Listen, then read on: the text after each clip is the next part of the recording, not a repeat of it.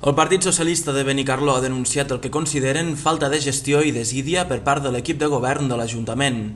En aquest sentit, el portaveu del PSPB ha criticat que no s'hagin demanat determinades subvencions, com ara les relacionades amb la posada en valor dels arbres monumentals o la protecció de determinats enclaus naturals. Creiem que és molt greu que subvencions, que recursos que podrien entrar a l'Ajuntament de Benicarló, evidentment a través de la gestió, a través del treball, de la preparació de projectes, de la preparació de dossiers de tota índole, no s'estiga fent. I nosaltres volem donar una mostra d'aquestes subvencions que no s'han demanat.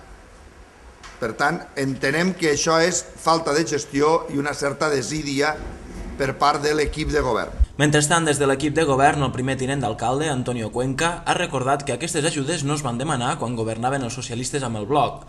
A més, el regidor popular considera que no es reuneixen les condicions necessàries per a la seva sol·licitud. Per contra, Cuenca sí ha parlat d'un altre projecte per al qual sí ha demanat subvenció.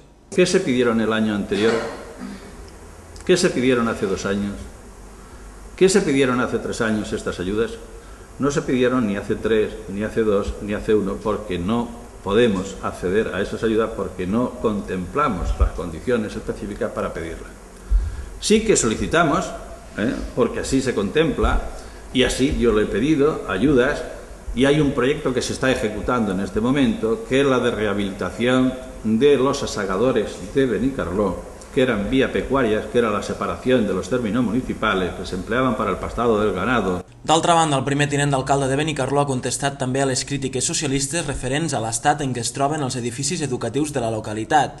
Respecte a aquest assumpte, Cuenca ha acusat el Partit Socialista de tractar de confondre la ciudadanía. El mantenimiento en los centros de secundaria le corresponde a los centros directivos y tienen recursos librados por la Consellería para hacerlo. Otra cosa es que se le saque más o menos rentabilidad o sean más o menos gestores a la hora de hacerlo, eso ya depende de cada cual. Los centros de primera enseñanza sí que le corresponde el mantenimiento al ayuntamiento. Es el ayuntamiento el que es responsable de ese mantenimiento. Pero ya digo, del mantenimiento, no cuando hay que hacer obra de infraestructura, que en este caso le corresponde a la Consellería. O sea, que eso es así.